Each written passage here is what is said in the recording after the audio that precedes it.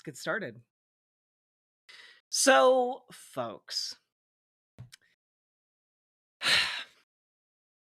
we've kind of assumed what the state of play is here in Washington, D.C., based on, the things that are happening, the agencies that are moving, the folks who are talking.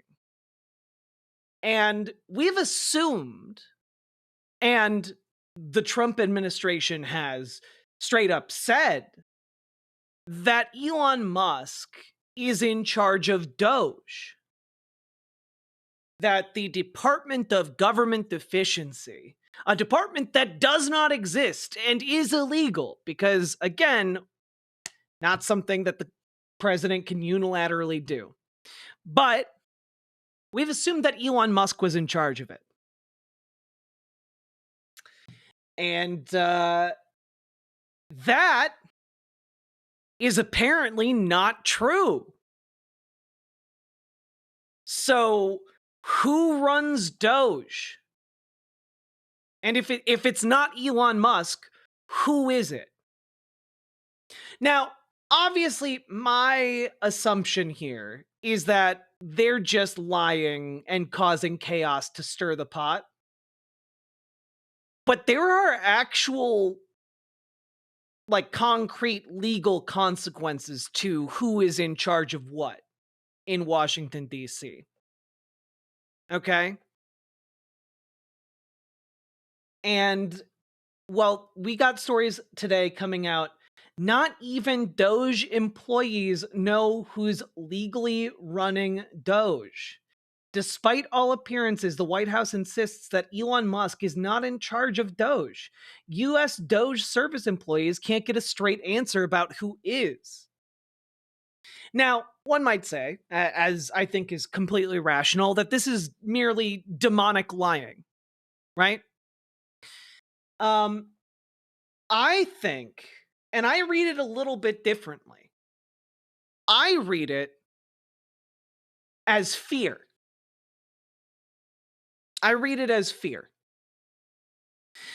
Because as Very Knifey Duck points out in Twitch chat here, it kind of reads like the White House is playing defense for Elon.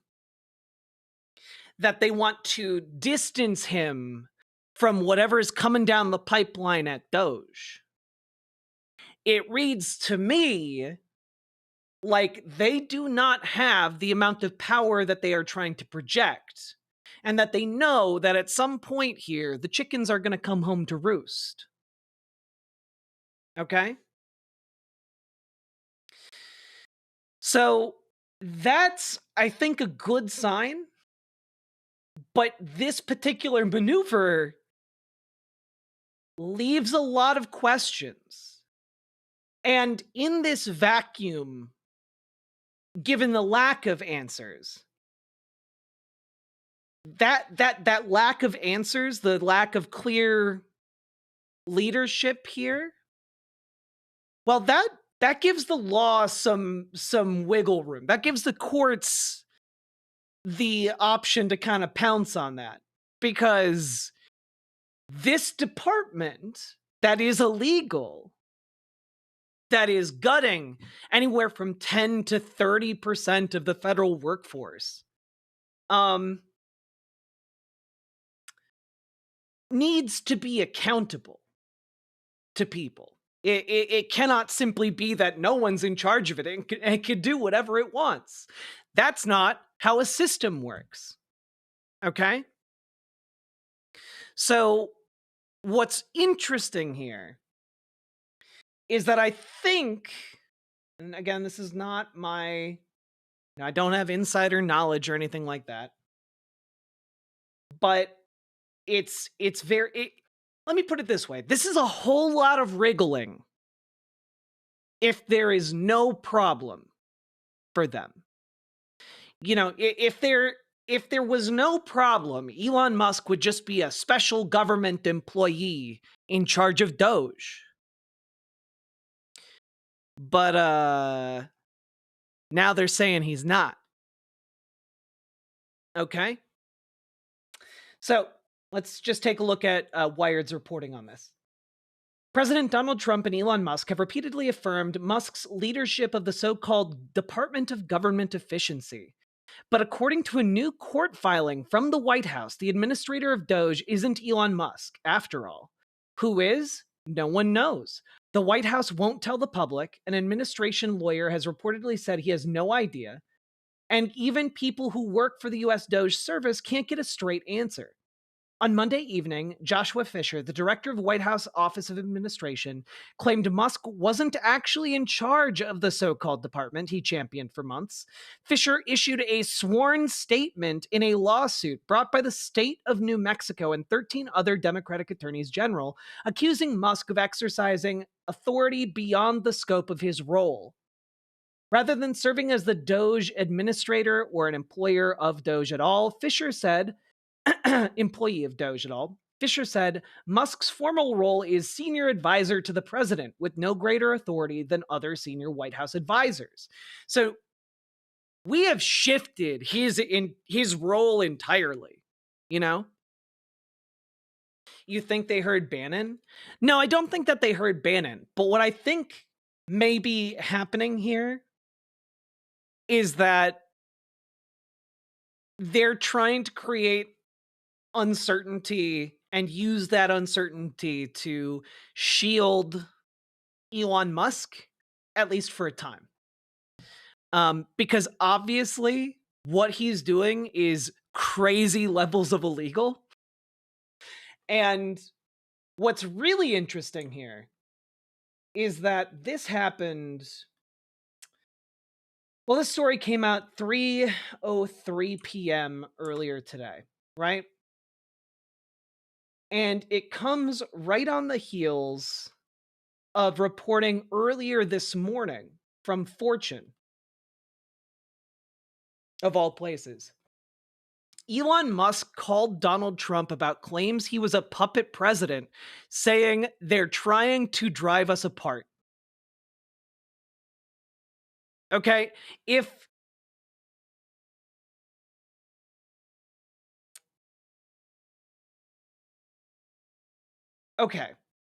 things are going well, do you think Elon Musk calls Donald Trump to talk about how the reporting and the memes are trying to drive them apart? No. If things are going well, that phone call doesn't happen. Okay? And on top of that, the reporting here is a bit interesting. President Trump is aware and apparently unfazed by the criticisms leveled at his administration that Tesla CEO Elon Musk is the true power in Washington. Trump's former Secretary of Commerce previously told Fortune that the Trump-Musk partnership would stay sweet because the latter poses no threat. And I don't know. Like, these pieces of information, when I start putting them together, to me, that indicates that Donald Trump does really like having Elon Musk on his team and is going to try and keep that going for as long as he can. But the second it becomes necessary, they've kind of set him up in a position where they can politically and legally make him a fall guy. Because there have been a number of interactions that I've been seeing pop up where, and we might see a couple of them in a bit, but he had a press conference earlier today where he was asked, about DOGE and SpaceX employees working on FAA stuff. And, asked about there being a conflict of interest with Elon Musk's employees working on things that have government contracts worth hundreds of millions, if not billions of dollars. And he said, I have no idea about any of that. Which is interesting, right? Because if this was something that he cared about, he would double down on it, as he always does. But instead of doing that, he's pleading ignorance. Now, what that says to me is that the ignorance that they're surrounding the position of Elon Musk with as a protective layer, seemingly for Elon,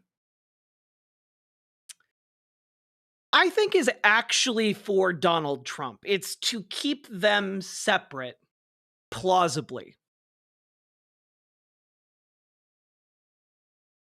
And I think that part of that is so that Donald Trump, if it becomes necessary, can throw Elon Musk under the bus hard in order to save his popularity and in order to save his, legal ass.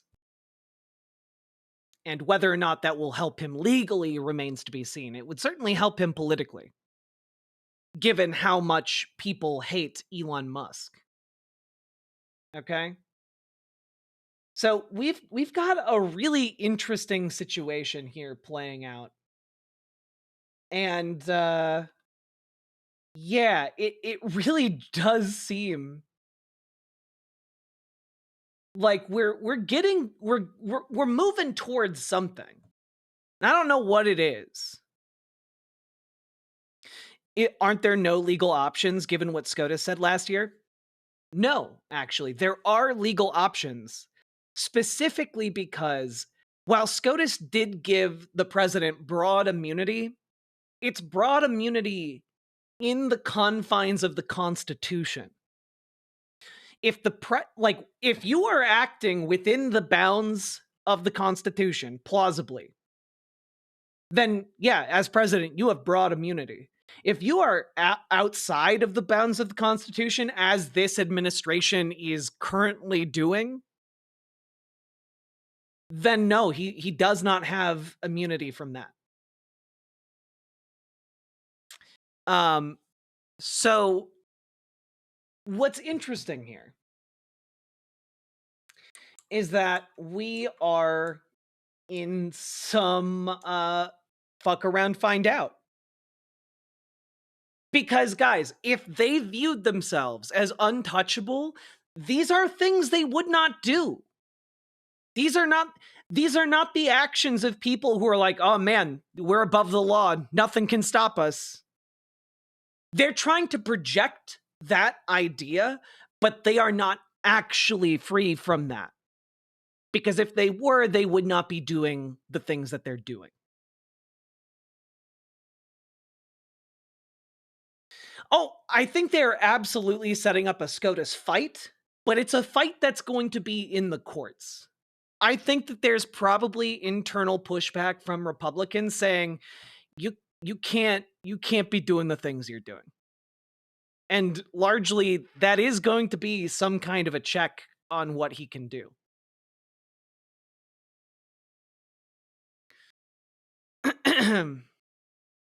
Okay. All that being said, we are also in let's just call it the cool zone. I've been talking about the cool zone for a while, but we just need to remember that we are still very, very, very much in the cool zone. And I'm trying to find the article here. Yeah, here we go. Remember what I said would be like one of the very interesting things to pay attention to?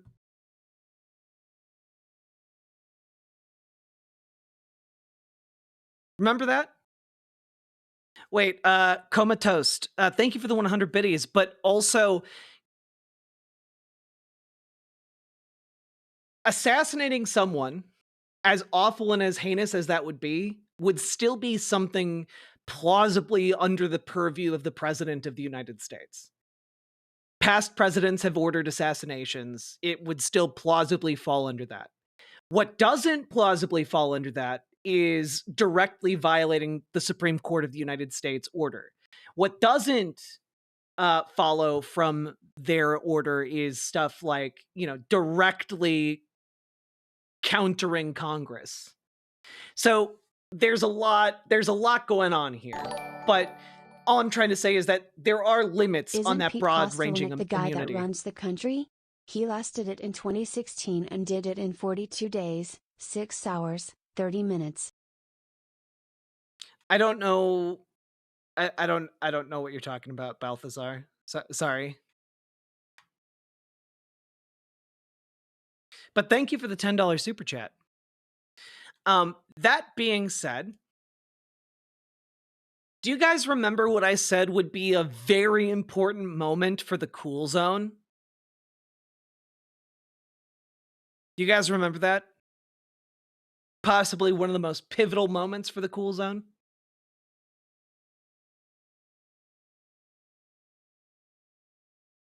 Oh, god damn it. Pete Kostelnik is the guy who literally ran across the country. God damn it. God damn it. That took me a second. That god damn it. Okay. To remind you guys, one of the things I said, I think several days, maybe a week ago, is that where the rubber really meets the road here is when DOGE walks into the Pentagon looking to cut the military. That's when I think the cool zone starts to get real interesting. And that day is today. DOGE meets with Pentagon officials to plan cuts at the biggest US department. And yeah, that's where we're at. Department of Government Efficiency representatives went to the Pentagon Friday for meetings with defense officials, marking the start of another project to cut costs in the federal government. Great kickoff with Department of Defense, the ex-account for DOGE said Friday, looking forward to working together to safely save taxpayer dollars and eliminate waste, fraud, and abuse. Two defense officials confirmed DOGE personnel's visit, but the Department of Defense declined to comment on who specifically attended those meetings. Defense Secretary Pete Hegseth told reporters traveling with him in Europe that he was looking forward to working with DOGE. Yeah. Defense Department has an annual budget of over $800 billion and more than 3 million personnel, including civilian employees and military service members. Yeah.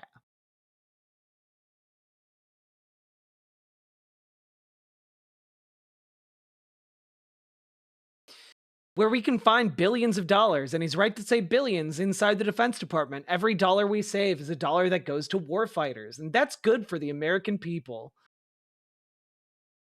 Uh-huh. He did not elaborate on what other areas of the department's budget were likely to be targeted.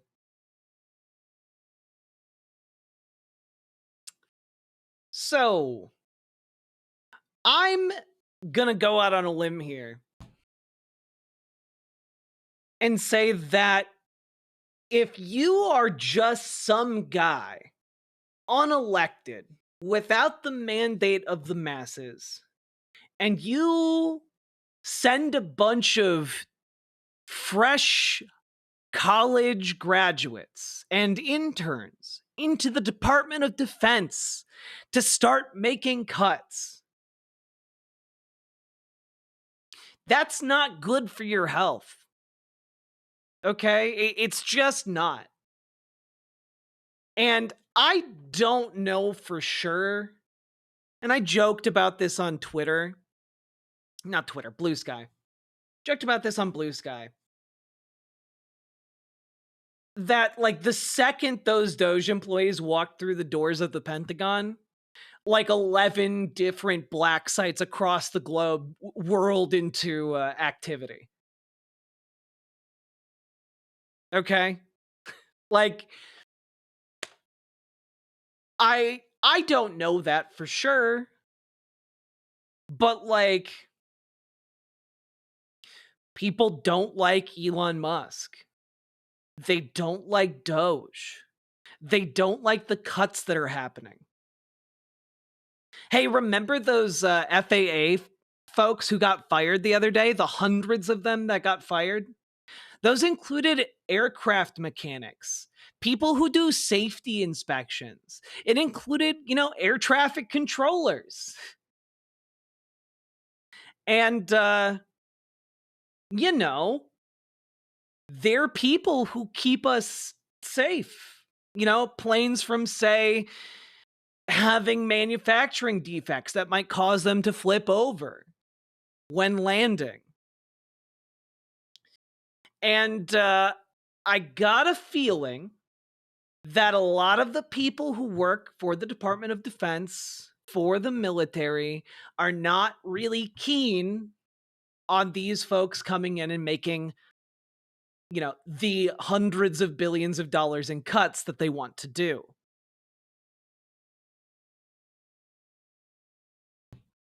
Just a hunch. So I'm going to be watching DOGE in the Department of Defense like a hawk. That's where a lot of my attention is going to be, because it's pretty interesting.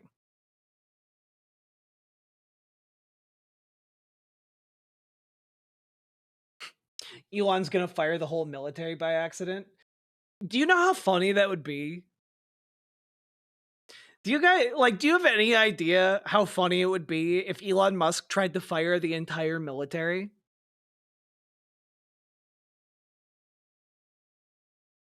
If he did that, he'd be dead within 24 hours, dog.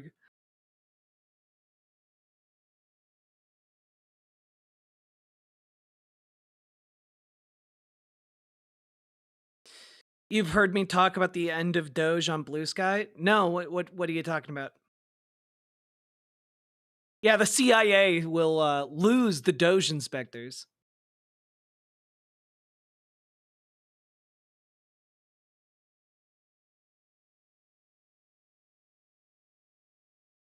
Well, in PC Schwarz, as we covered yesterday, Doge and Elon and Donald Trump are actively pissing off soldiers. That they are doing that. They've been pissing off veterans groups. They are cutting the VA. Ugh.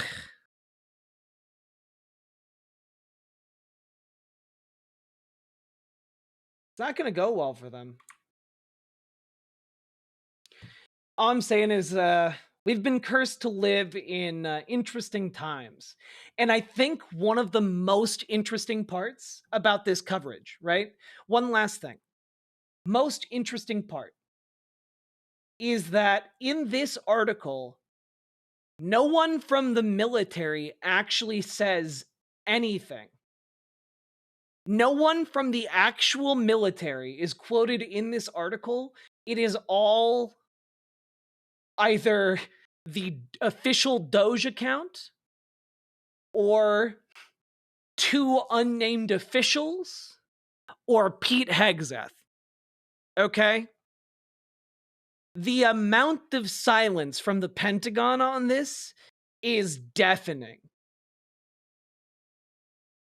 So, I'm not prone to conspiratorial thinking, folks, but I don't think it's a conspiracy to say that there are very, very powerful people right now who are very pissed off.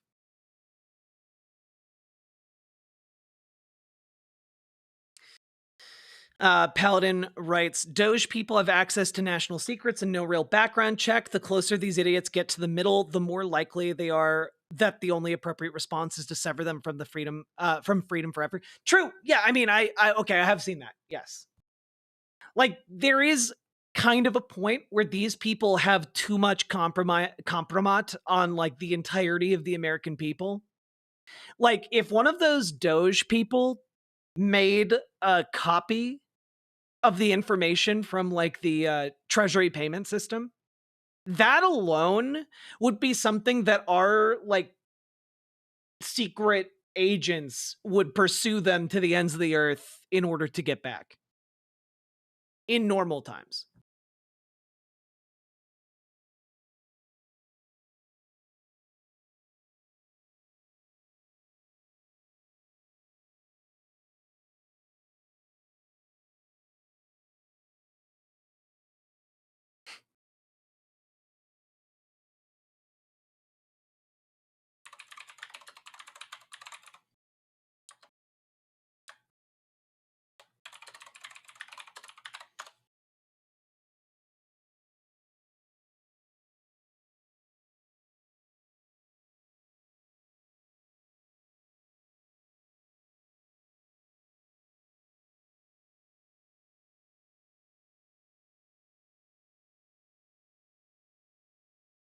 All I'm saying, Ray Polak, is that usually there would be leaks of some kind. Usually there'd be people speaking off the record, or not off the record. There'd be people like, putting out anonymous statements.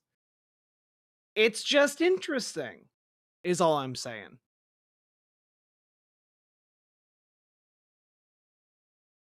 Hello, Jess.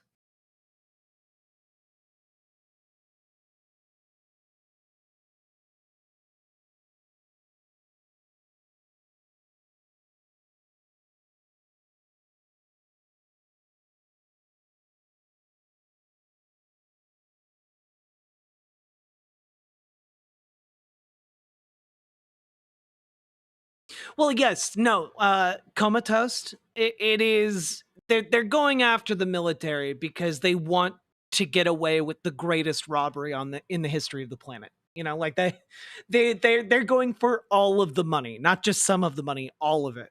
You know.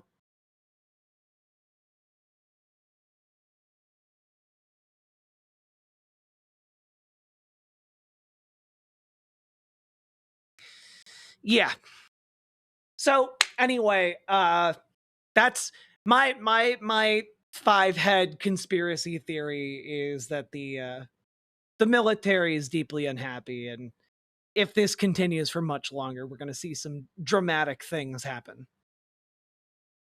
We'll see. I could be wrong, might be wrong, but this is maybe the most interesting potential pivot or pain point in this entire administrative coup that is ongoing, in the entire theft that is going on in this country.